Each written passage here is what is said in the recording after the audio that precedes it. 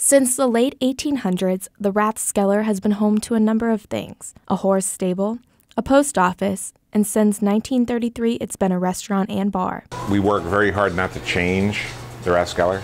Up until a couple years ago, one thing has always stayed the same: the troughs, urinals in the men's bathroom. Half of our customers wanted to get rid of them, and half of them thought it was part of the charm of the Rathskeller. The troughs had to go once they couldn't be repaired anymore, but alumni remember them as more than just a bathroom amenity. Take $10, buy a case of Rolling Rock ponies, a bottle opener, and when you're finished, take it over to the trough to fill it back up. And that was just part of tradition. We've had some great student athletes that worked here. Two athletes, Carrie Collins and Kyle Brady, were among those employees. I told Carrie, I said, you know, one day you were making $5.25 an hour picking bottles out of the urinal, and 6 months later he was making $12.5 million a year.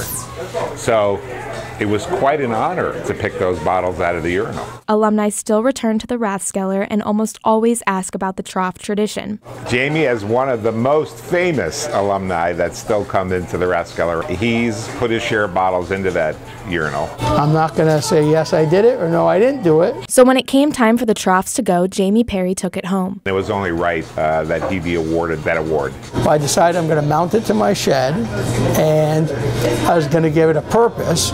So I put on Facebook and allowed friends and family to kind of put their vote in what to do with the trough. I put 3 things up there as choices. I always liked the idea of a flower planter. But beer cooler won the popular vote and Jamie went to work. I soaked it in about 4 to 5 gallons of Clorox.